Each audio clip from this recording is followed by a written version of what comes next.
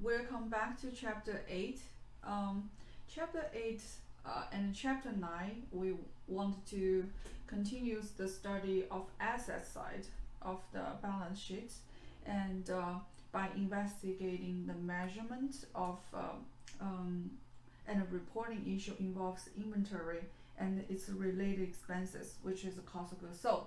So in chapter 8, we are focusing on how to measure inventory. In chapter 9, we are talking more about the cost of goods sold. Okay, so inventory overview. Inventory refers to the assets of the company, right? It's intent to sell in the normal course of business and it has in production for future sales or currently in production for goods to be sold. And the cost of goods sold is the expense related to inventory. Okay. So before we go to the cost of goods sold, we wanted to understanding how did the assets of inventory transfer to the expense, which is gonna be the cost of goods sold. And then so before we understanding cost of goods sold better, then we need to understand the asset side, which is the inventory, right? So there's two types of inventory. One is called a merchandising inventory, and one is called a manufacturing inventory. So in terms of merchandising inventory, such as wholesale or retail companies purchase goods that are excuse me, primarily in finished form. Okay, that's the key, finished form. And then it's always the purchased from someone else. Okay, and the cost of merchandising inventory includes the purchase price and plus any other costs necessary to get the goods in condition and the location for sales. And the manufacturing inventory are the goods that are produced by a manufacturing company to be sold to wholesalers, retailers, other manufacturers, or consumers. And it consists of raw material, work in progress, and finished goods. So I think we are pretty familiar with the merchandising inventory, but we are maybe a little bit new to manufacturing inventory. Hence, let's look at more breakdown what is meant for raw material, work in progress, and finished goods. Raw material, first of all, it represents cost of components that purchased from suppliers that will become a part of a finished product, such as the computer chips, memory modules that will go into computer to produce a HP computer. And the work in progress refers to the products that are not yet completed. And the cost of the work in progress includes the cost of raw material, direct labor, right? The labor cost that can be directly traced to each product, and the manufacturing overhead. And then these three components are very detailed discussed in managerial accounting. Okay, I guess some of you already had that class. For someone has not have the class yet, I think it's important for you to kind of understanding how to allocate in manufacturing overheads to each product. So for example, the work in progress product can be partially completed components in the assembly line, and then the finished products, it means the cost of goods that has been completed in the manufacturing process but have not been sold yet, right? An example is like a computer produced by HP that are in the warehouse. So in other words, that manufacturer, if the company is a manufacturer, following three items being considered as inventory, not only the finished goods, okay, even raw material and work in progress products and finished goods all are considered as a part of inventory. So for example, let's look at the inventory disclosure for Intel Corporation. So manufacturing companies generally disclose either in notes or directly in the balance sheets the dollar amount of each inventory category. For example, raw material, work in progress, and finished goods. And December 2017, they are listing like this. They put together the sheets, right? And 2016, it's have a different products value in different process of the inventory. And then inventory of the components of the cost flow. So in this is a T account of different kind of inventory, right? And then how did is the flow between each T account. So in other words, as you can see, so the inventory accounts and the cost flow for a typical manufacturer company are shown using the T accounts here. And the cost of raw material used, right? And the direct labor used, and the manufacturing overhead applied flow into work in progress T accounts, okay? And when the products are completed, okay, and work in progress and transfer to the finished goods and then flow to the debit side of the finished goods, okay? And then when the product are sold, you credit it out from finished goods and then be considered as debit side to become a cost of goods sold. So it's very logical, right? From the raw material side all the way to the credit out become a part of work in progress inventory, and credit out become a part of finished product, and credit out become cost of goods sold. Okay, so with understanding of the two category of kind of a type of inventory, people who needs inventory, merchandiser and manufacturer. Now what we want to kind of review is inventory system. So inventory system stands for accounting system. Okay, accounting system are used to record transaction involving inventory. There's a two kind of perpetual and periodic inventory system. The perpetual system was introduced in chapter 2, right? The system is a term, the perpetual, because account of inventory, okay, is continually adjust, okay, for each changing of inventory, either because of purchase or sale or return. We are continuously adjusting inventory account. And also, we are continuously adjust the cost of goods sold account each time when the goods are sold or returned by the customer. And then this kind of inventory system allows management to determine goods on hand on any day. Okay, if you say stop everything we're doing, okay, stop purchasing, stop selling, let's see how much in the inventory account. And this T account can religiously tells you how much inventory on hand right now. And then it can also determine number of items sold during a period. Okay, so let's look at the perpetual inventory system. Lothridge Wholesale Beverage Company purchased a soft drink from producer and then sell them to the retailers. The company begins 2021 with inventory about $120,000 on hand. The following information relates to the inventory transaction during 2021.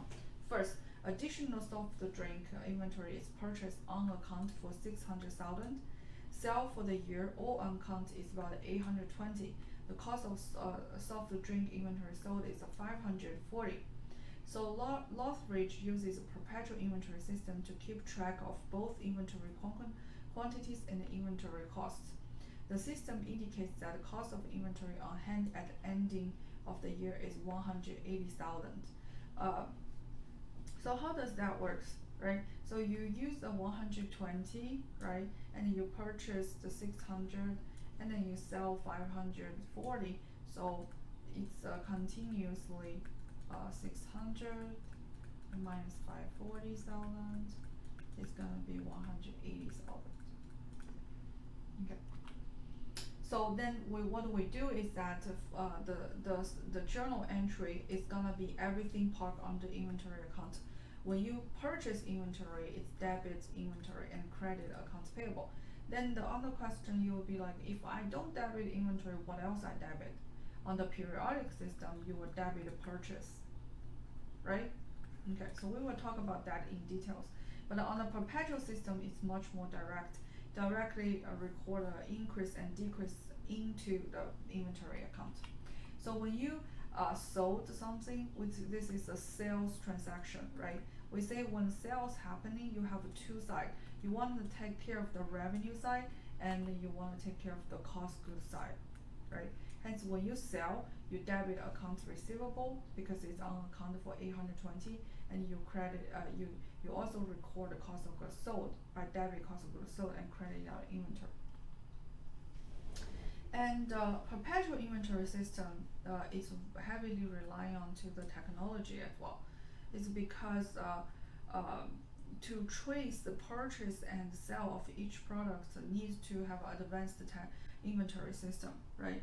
So I'm sure that you're pretty much familiar with the barcoding scanning mechanism used at the grocery store and other checkout counters. Scanners such as are linked to a company's accounting records to allow continuous tracking, okay, um, of tracking of the products that is sold. And each time inventory is purchased or sold, employee can scan the barcode to make sure that there's a real-time information about inventory levels and the costs are incorporated into the accounting system. In addition to the barcode scanning, the companies have also developed technology to further automate their managing and the recording inventory. Okay, so for example, that's what we talk about the barcoding scanning. And then also there's a technology called a radio frequency identification tag.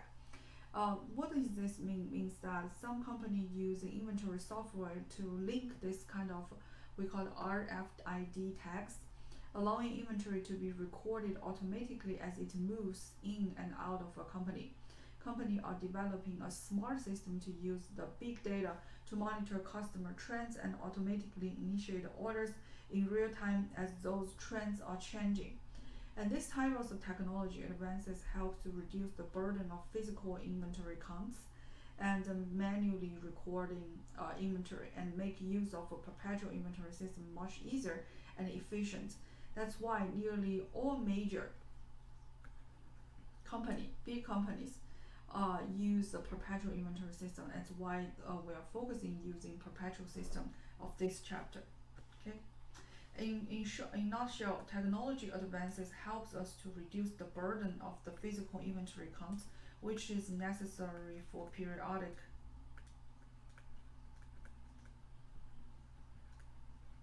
right and the manual record keeping. Okay, with that being said, let's look at what is a periodic inventory system. Periodic inventory system to me, as far as the learning tool, the only thing you need to remember is the cost of goods sold is equals beginning inventory plus net purchases minus ending inventory. And then the essence of it is that you don't trace anything. You only do it at the end of the period because in the end of period you're counting how many things left on the shelf, and then you figure out you kind of backed out from how much cost of goods sold. In other words, you know the beginning because you counted the last period, and you know how much you purchased, and then you know how much you left. Hence, that you can figure out how much in general you sold. Okay, so it's a just in the book is saying that it's just inventory accounts and record cost of goods sold only at end of each reporting period, and then records merchandising purchase return, purchase discount of freight in on the temporary accounts. I will show you guys an example what I meant the temporary accounts and how do we close those temporary accounts. And then to determine periods of cost of goods sold by combining the temporary accounts following the formula. Okay. So Lethbridge Wholesale Beverage Company purchases soft drinks from producer and then sells them to the retailers. The company begins in 2021 with inventory of 120 on hand. The following information relates to inventory transaction during 2021. First of all, additional soft drink inventory is purchased about 600,000, exactly same information, and sale of the year all on account is totaled at 820. So Lethbridge uses a periodic inventory system. After a physical count of inventory at the end of the year, the cost of the ending inventory is determined at 180,000. Okay, so how do we record the transactions? So first of all, if it's under periodical system, the purchase itself, instead of directly charge at inventory debit side, we charge at the debit side of purchase, okay, and then we credit as usual accounts payable for 600,000. And then when we sell, of course, we just record the sales revenue because you know how much money you are making for selling that many inventory. But the cost of goods sold, we don't do anything because we don't know yet, right? That's why periodically we need to physically count the inventory, figure out how much was ending inventory, and figure out how much cost of goods sold is. Okay, so in the end, then the Lodge begins of 2021 with a merchandising of 120. So that way you know beginning inventory, right? And then during the year, additional soft drinks was purchased, so you know the purchase which we just booked the journal entry. And sale of the year on account is 820, which is the sales revenue, and the physical count determine the cost of goods sold. Cost of inventory in the end is 120. Hence that we know the formula is the beginning plus purchase, right? And then minus ending, and then we know the cost of goods sold is actually gonna figure it out. Hence we use this formula 120 plus 600, and then we have a total cost available for sale and minus the ending inventory of our physical counts, right? We counted it's only 180 inventory left, hence that the cost of goods sold is $540,000. Okay, so then what do we do? How do we do the journal entry? Very easy. Okay, first of all, we debit cost of goods sold for 540,000, and then we wanted to make sure that our balance sheet still have the debit side of the inventory value, which is the ending inventory based on the physical account. Okay, and then we debit 180, but at the same time we credit out the 100% inventory in the beginning.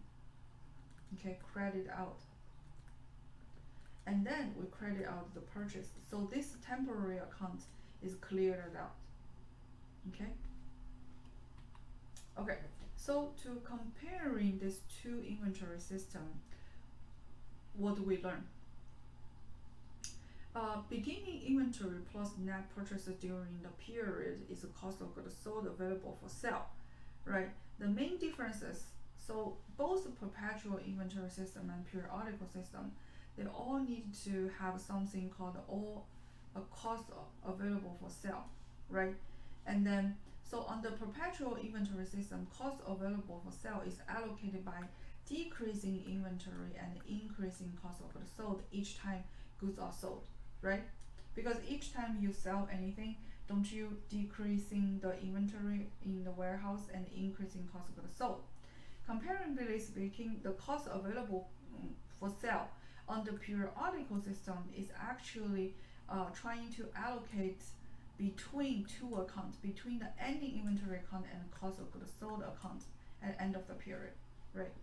And second thing is that the perpetual inventory system can facilitating preparation of interim financial statement by providing fairly accurate information without the necessity of physical count of inventory, because everything is tracing, is booked under inventory. Hence, every moment that you know how much inventory on hand. But the periodical system is not that simple, right? If you want to know how much things left in the inventory, it requires physical counts, right? Before the ending inventory and the cost of goods sold can be determined. Let's make the preparation of an interim financial statement very costly.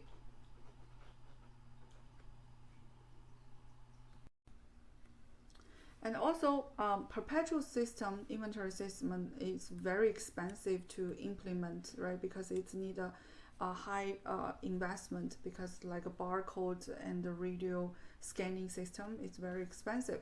But the periodic inventory system are less costly, because the only thing you need to do is labor using labor to count the physical inventory in the end of the period.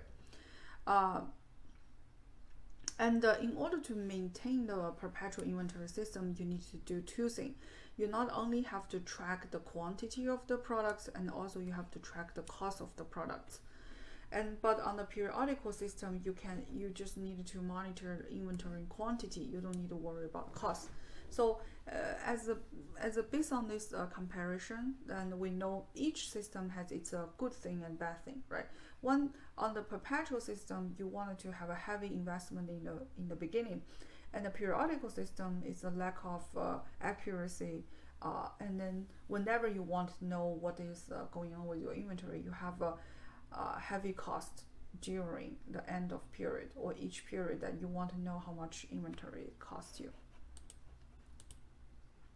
Okay, so and now we wanted to know, regardless what kind of system you use, the measurement of the inventory and the cost of goods sold starts with the determining the physical units of the goods, right? So typically determining the physical units that should be included in inventory is a simple matter because it consists of items in possession of the company, and goods are in transit, and goods on consignment, and anticipated sales returns. All those things are considered as inventory. Okay, so let's look at one by one. Goods in transition. Why does it being considered as part of our inventory? So at the end of the reporting period, it's very important for us to ensure proper inventory cutoff. Okay, and this means that ownership must be determined for the goods that are in transit. Right? If we bought something and by December 31st it was not arriving in the warehouse yet, but are those goods our goods or still the seller's goods, right? So that means that we have to understand the where the goods are on the way to their destination, and or between the supplies and a company, or between a company and its customer. Either you bought something from the supplier, whether that goods being considered as inventory, like raw materials, or we already made a deal with the customer, but it's in transit to the customer. Is it customer's products or our products? Hence that accounting for goods in transit is depending on the ownership of the goods. But how do we determine ownership of the goods? There's a two kind of determinants. Okay. So let's look at so how we deal with this kind of situation. Let's read this example. So in December 2021, Lordbridge Wholesale Beverage Company sold the goods to the Jobber Company.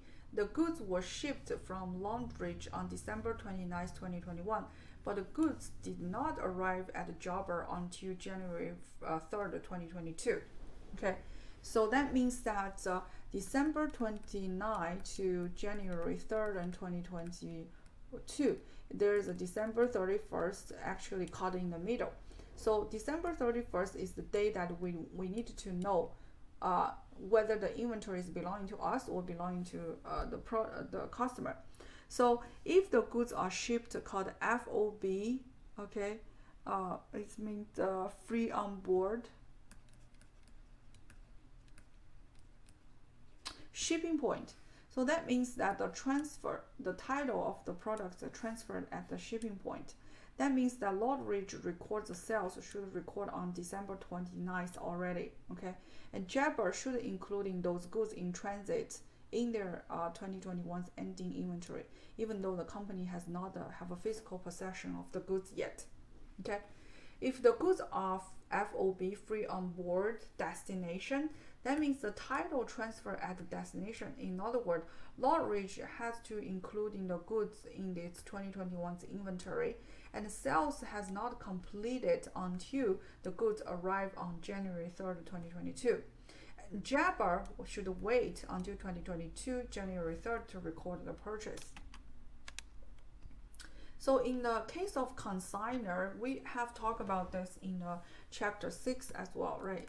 We said that consignor's goods is not consignee's inventory. In other words, the transferor, we call the consignor, retains the legal title of the products, and the consignee is just an agent who trying to sell. who find a buyer for the consignor's products, right?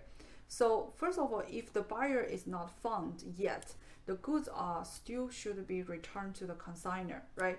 If the buyer is found, the selling price is remitted to the consignor, less the commissions. Hence, the accounting treatment for goods on consignment is very straightforward. Goods held on the consignment should be included in the inventory of a consignor until sold by the consignee. The sales is recorded by consignor only when the goods are sold by the consignee and title passed to the third party. In other words, such as gallery business, all those painting hanging on the wall, gallery doesn't own until they find the buyer. Then the painter actually can record the journal entry that they can make the revenue and then pay for the commission. Let's look at an example here. Okay, so suppose that Pratt Clothing consignor ships the merchandise to the Regal outlet consignee. The arrangement specifies that Regal will attempt to sell the merchandise, and in return, Pratt will pay for 10% of sales commission on any merchandise sold. Okay, any inventory not sold within the 6 months will be returned to Pratt. So Regal, first of all, is the consignor, or consignee obtains the physical possession of the inventory and has the responsibility to sell the customer to the customer. But, okay, Pratt retains the legal title to an inventory and a risk of ownership, therefore keeps its inventory on its own record until the merchandise is sold to the customer. Okay, so how about the sales return? Does the sales return consider as the inventory of the firm who sold the product earlier? Yes, the answer is yes. So when the right of return exists, okay, a seller must be able to estimate those returns before revenue can be recognized, right? Remember on chapter 6, we also talk about that. The adjustment of the entry for estimated sale return include a debit on the sales return and credit cost of goods sold or refund liability, right? And at the same time, cost of goods sold is reduced and an estimated inventory to be returned is made, right? And debit inventory, this is the cost side, and credit cost of goods sold. So this is a sales return situation, right? Remember? Yeah, so this is the sales side and this is cost side, right? So we want to restate the inventory and reduce the cost of goods sold. On the revenue side, we park on the control revenue account called sales return, and then we record the liability. But all these things are estimated because you promise the customer can return the merchandise, right? So in other words, when customer return the merchandise, first of all, cost of goods sold is reduced and the inventory should be increasing, which talk about this journal entry right here, right? Also, sales revenue and the accounts receivable are reduced. The same adjustment entry is made at the end of the period to account for estimated sales return in the future. As a result, a company includes in the ending inventory the cost of merchandise sold that it anticipates will be returned. Okay, so, and another thing is that the cost of inventory includes all necessary expenditure to acquire inventory and bring it to the desired condition and location for sales, right? Or for use in manufacturing process. So obviously, cost of inventory include the necessary expenditure such as acquire inventory and bring it to the desired condition and a location for sale or use in the manufacturing process. Hence, that the costs including the inventory should include the freight charges on the incoming goods, as well as insurance costs during the transit and cost of unloading, unpacking, and preparing merchandise of the inventory. And the purchase return and the purchase discount should reduce the cost of net purchase as well. Hence, that the net purchase should include in total purchase price plus freight and other costs, handling costs, and minus return and discounts. Okay, so let's look at freight in purchases is how do we do calculating measure the freight in costs? Okay, so freight in cost means that cost to get the inventory in a location for sale or use. Okay, in the perpetual system, the inventory freight costs are directly added to inventory account, right? And the periodical system, we wanted to use a temporary account, okay, called freight in account or transportation in account, and later on adding into the purchases.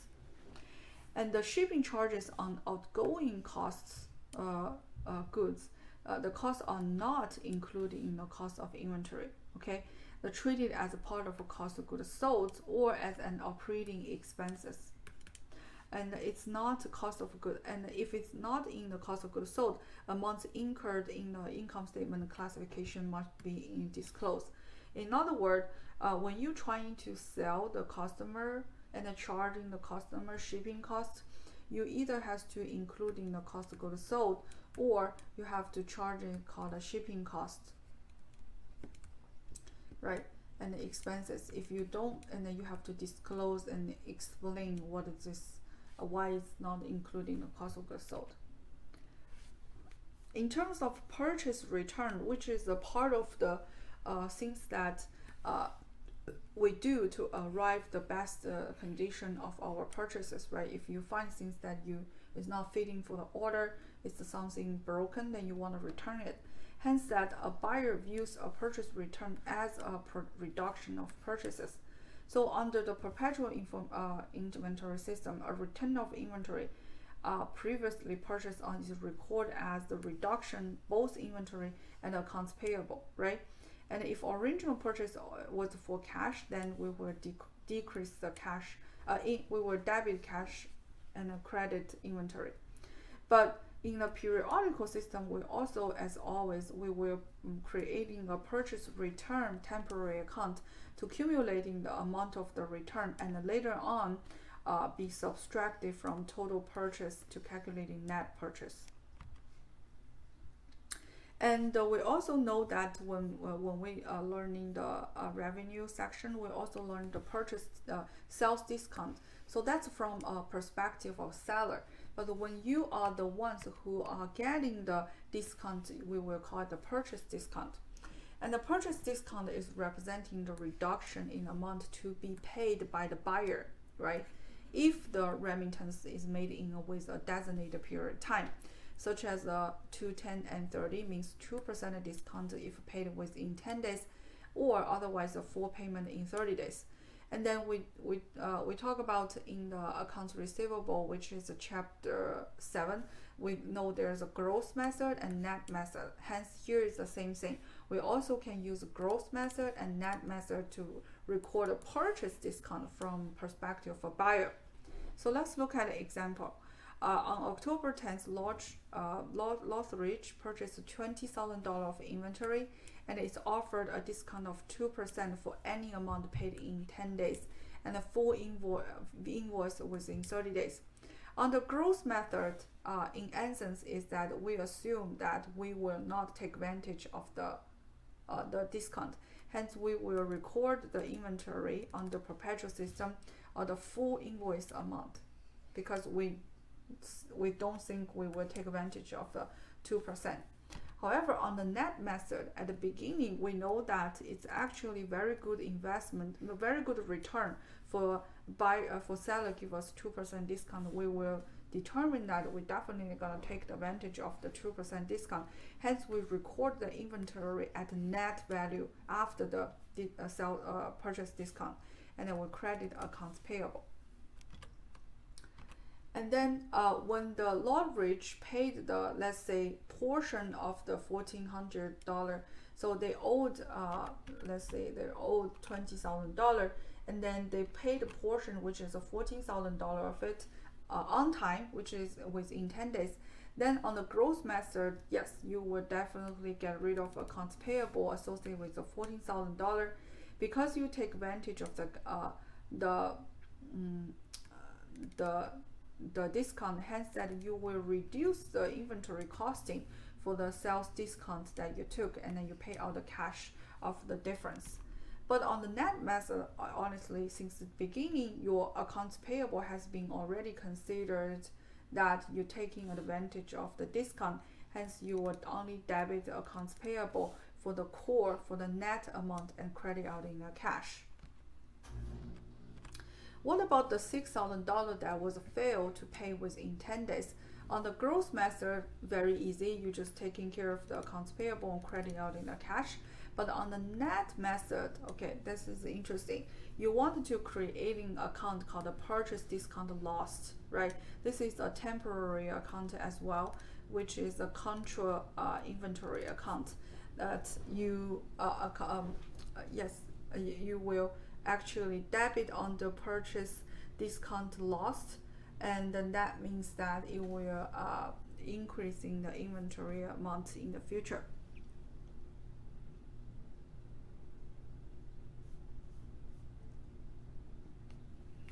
So in other words, this we record this purchase discount loss. Most companies that use the net method expect to pay within the discount period. Hence, that purchase discount loss are generally very immaterial.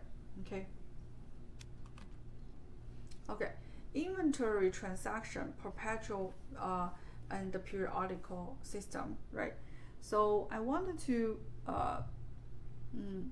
more consolidate all what we have talked about, you comparing perpetual inventory and periodic, to learn how to exercise this big question.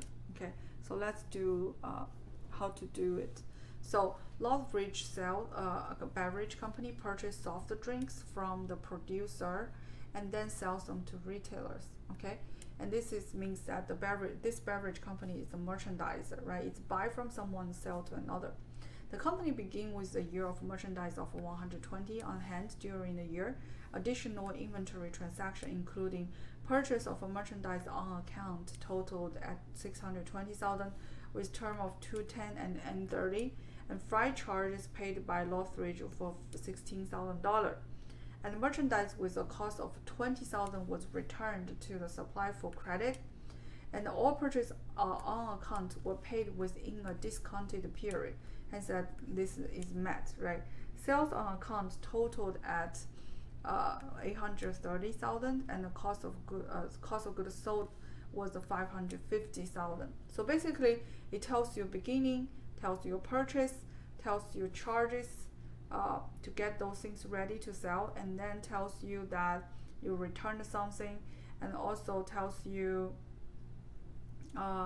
it's paid on time, and then also sold a portion of the inventory, and the inventory remaining on hand and ending of the year is 174,000.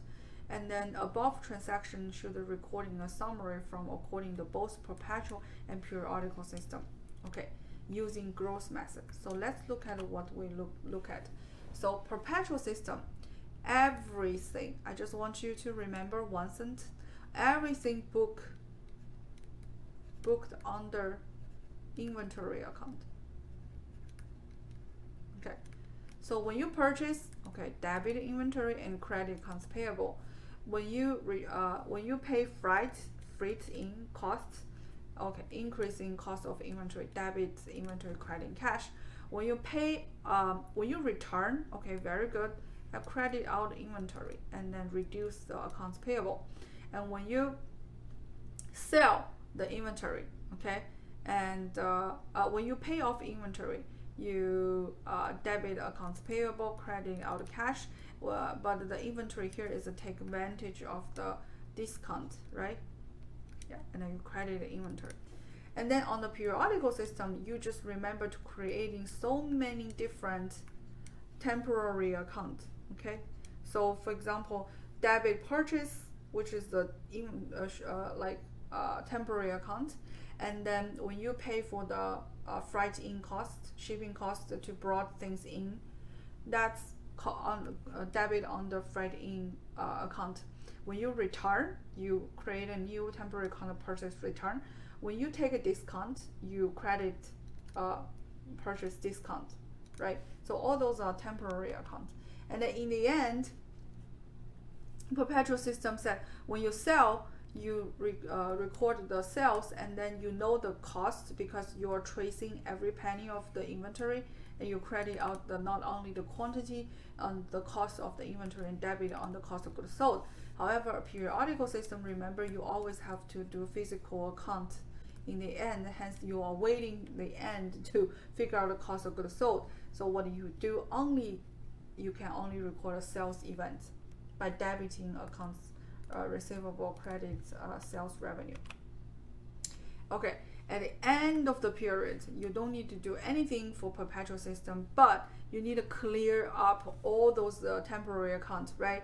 We already figured out use the formula cost of goods sold equals beginning inventory plus purchases and minus the ending inventory, right? Hence that you know cost of goods sold because you did the ending inventory counts, you know the beginning and you know the purchase, and then you debit the inventory ending value that you physical counted. Of course, you're gonna reverse all those return and discounts, right? You debit return, you debit discounts, and then you crediting out the inventory beginning, and then you credit out the purchase, you credit out the freight in cost. So all those costs is credited out and then transferred into inventory ending, but at the same time the return is also reduced inventory and the purchase discount reduced inventory, hence you debit it. Okay, I know you guys gonna figure it out, it's not complex. Okay, so then the next thing we want to know is so regardless whether it's a perpetual system or the periodic system is used, it's very necessary to assign the dollar value to the physical quantity of the goods sold and the goods remaining in the inventory, especially periodical system, right? Unless each item of inventory is specifically identified and traced throughout the system, assigning dollar is accomplished by making assumptions regarding how units are sold, how unit costs flow through the system. In inventory, in previous illustration, dollar amount of the cost of goods sold and the cost of any inventory assumed known already. However, if a previously portion, like you purchased so many different kind of inventory at a different cost, okay, so that is creating complications, right? So in other words, if various portion of inventory are acquired at a different cost, right, we need a way to deciding the units were sold and which units remain in the inventory. So how did you decide what is the cost of all this, right? This 2,000 is sold at what amount? 1,500 is sold at what amount? 3,000 are sold at what amount? Okay, so yeah, and so that's why we needed to understanding the how do we allocating the costs, how do we allocate the cost of the inventory into the units. So this is an example. Okay, let's just say the company begins with 4,000 units and purchases 7,000 units and good available for sale for 1,000 units. Okay, and of course the units in end is 4,500 units, right? And then cost units sold is 65,000, right? Okay, so, and in another word, all units available for sale, which is beginning plus purchase, are spread between 4,500 the ending inventory and cost the product sold. Okay, so the beginning inventory, we know that the 4,000 units at 5.5 units, hence the cost itself is $22,000. The purchase, we know the 7 units at various prices, okay, but we know in total we sold for we bought 49,500, and then that means our total value of goods available for sale is 71,500. So then the thing is that the ending inventory is how much, because we know the units, but we don't know what kind of costs associated with each unit of the 4,500, right? And also when we sell the 6,500, we don't know how much for each unit is tracing, right? how much each unit is what we sold, right? Hence that it make us our calculate measurement a little bit complex, because we do know beginning inventory and purchases, because we know the receipts and we did the calculation last period. But what we don't know is that what is the cost of each unit that we sold. That's make us hard to measure cost of goods sold and inventory costs. Okay, so that's what we wanted to talk about, right?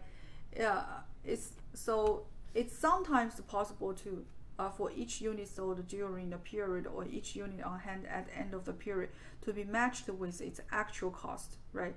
Actual cost can be determined by reference to the invoices representing purchase of the item, and then we call it that kind of called a specific identification method, okay? And it's usually used by company that is selling very expensive and unique products, such as jewelry, diamond ring, or sports car, like Ferraris, and a very low sales volume, right? And this is make it relatively easy and economic feasible for people to associate each item where they are and each actual cost, right?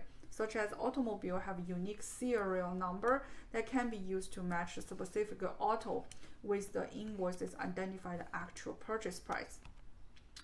However, not every company can afford that, right? Although the barcode and the RFID tag now makes it possible to instantly to tracking the purchase and sale of a specific type of inventory, but however, it's very costly to know specific unit costs for each individual sales, right? For that reason, a specific identification method is used primarily by company that's selling unique and expensive and low volume products. And most companies instead are using 1 or 3 inventory flow costing system, right? We talk about in the financial accounting average costing, first in, first out, and last in, first out inventory system.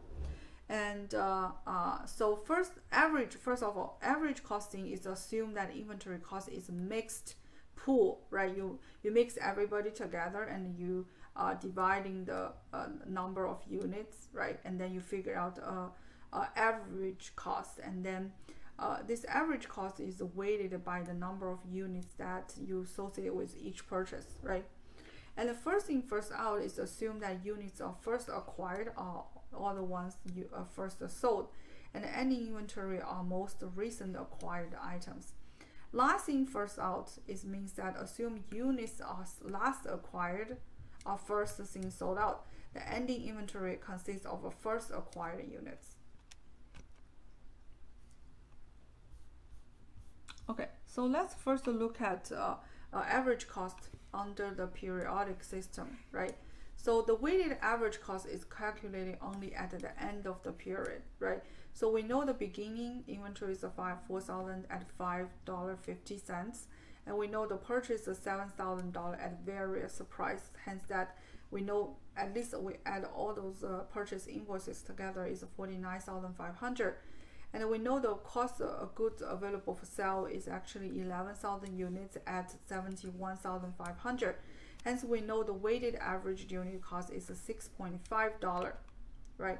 Hence, if we counted the physical and inventory is 45 units, and then we multiply the per unit cost, that means that we figure out the ending inventory is 29,250. Hence, we figure out the cost of goods sold is 42,250. Right. So the perpetual system of the average cost method, how do we do that?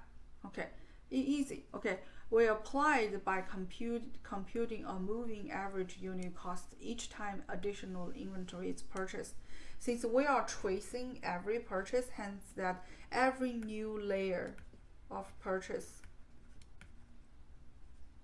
we calculating a new average cost. I will show you how to do that.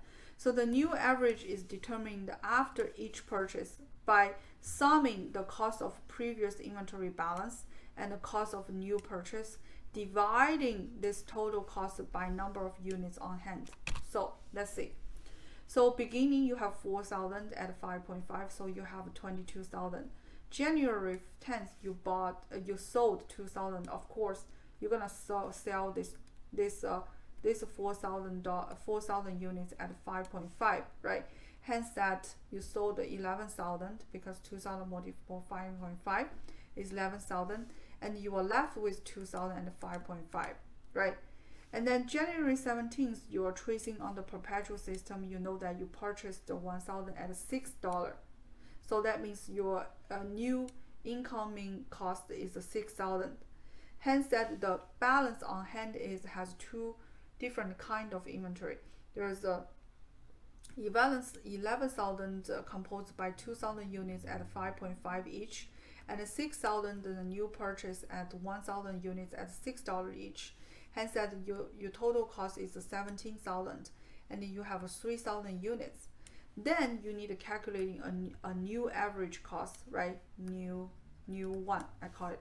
We use the 17,000 dividing 3,000 is 5.667 per unit. And then March 22nd, you purchase 3,000 units at $7 each, and that's make your balances increasing from 17,000 to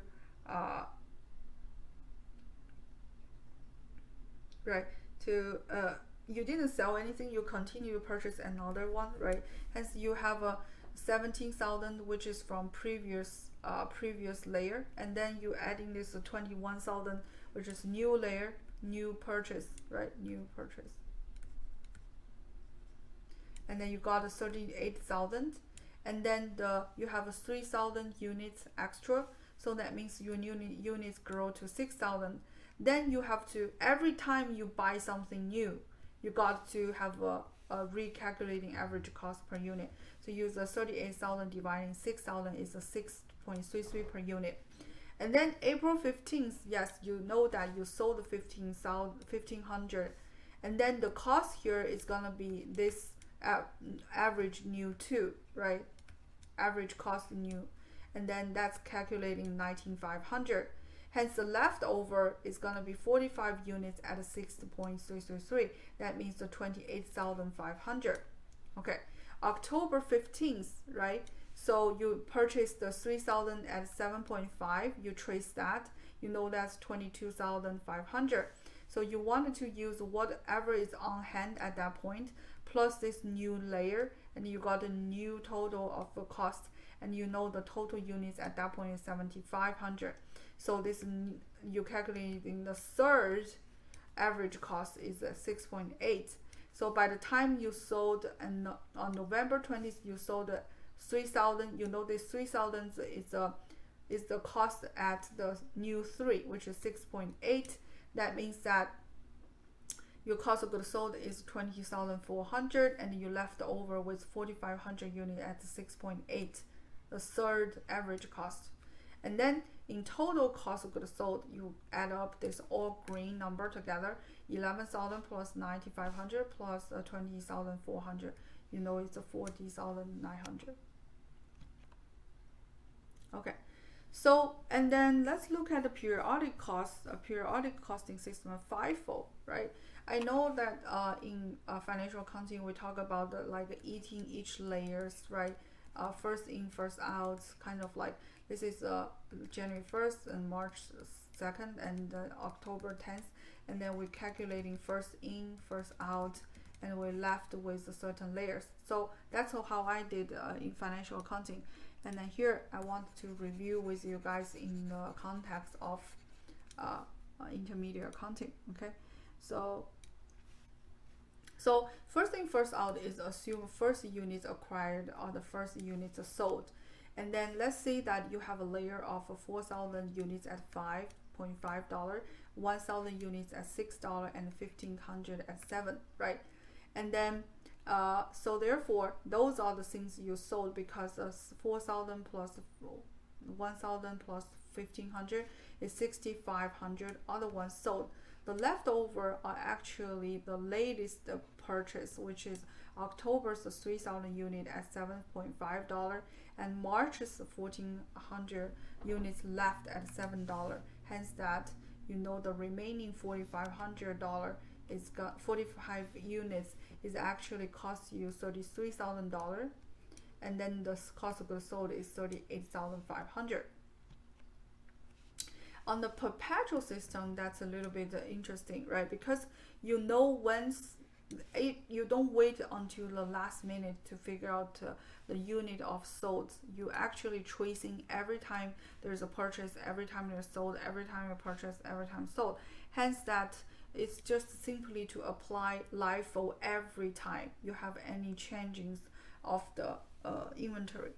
So for example, beginning 4,005, right? So hence that the first time you sold 2,000, there's no other choice, just sold at 5.5 each layer, right? And then when you purchase on January for $6 and 1,000 units, and March at $7, 3,000 each. Then by April, when you sell it, you can have 3 layers. First layer is the 5.5 layer, and second layer is a $6 layer and a $7 layer, right? So that you see.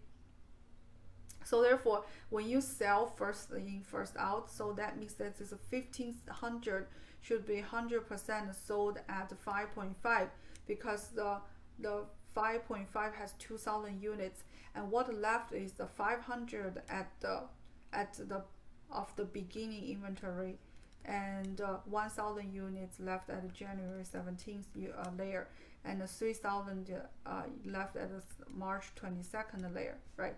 That's give you 29,750 at that point. And then you continue to purchase on October 15th 3,000 unit at 7.5. That make your layer become 4 layers because your cost changing again. But when you sold everything in say November 20th, you sold 3,000 units. So what happen is you're gonna take out this layer, and 1,500 of this layer, because using FIFO, right? Because this is beginning layer, and this is a January 17 layer, this is March 22 layer, this is April 15th layer, this is October 15th layer. Hence you're taking out from the top. So the leftover will be the March 22nd 1,500 left, and October 15th 1,500 left, right? 3,000 left. Okay. So, and the last in first out, same thing. Last in first out on the periodic system, we understand that we have 45 units left and 64 units sold. So we from the October 15th, the first layer out, right? And the March 2nd is second layer, and January 17th is third layer. And then we left with January 17th 500. And then we have a beginning of 4,000 intact, right? Hence that the costing associated with is gonna, if you multiply each unit with its corresponding cost, you know that ending inventory is 25,000 and the cost of goods sold is 40,500. But same thing on the perpetual system, right? Perpetual system is very interesting. So therefore, if you sell the first time you sell the 2,000, of course it's 1 layer, right? So that means you have left with 2,000, and you purchased 2 times before you sold 1,500. So therefore, before you sell the 1,500, you're gonna pile up the beginning inventory of 2,000 and January 17th purchase and March 22nd purchase, and you're gonna consume this layer first, right? And then this layer is gonna be consumed 1,500. Hence, then the last layer, which is March 22nd, is gonna left with 1,500, and the beginning and January 17th is gonna be intact, right? And then the third time on October 10th, 15th, you purchase 3,000 and 7.5. Hence, this is new layer added. So when you sell 3,000 on November 20th, it's gonna taking out this whole layer, right? And then the rest of it's gonna be intact. Hence, that is gonna be 27,500. And the cost goods sold is gonna be adding all these layers times that you sold up together. Okay, so comparison FIFO and LIFO and average cost in general, no matter you are under perpetual system or you are under periodical system, average cost system, average cost system is always arriving at cost of goods sold between FIFO and LIFO method. In other words, average costing method produce amount that falls in between FIFO and LIFO amount for both cost of goods sold and ending inventory. And during rising costs, FIFO result a much lower cost of goods sold and higher ending inventory than LIFO. But during the declining costs, FIFO will result in much higher cost of goods sold and lower ending inventory of LIFO. Okay, and you have to disclose FIFO, LIFO method, what you use in your accounting, in your notes section of the accounting, right?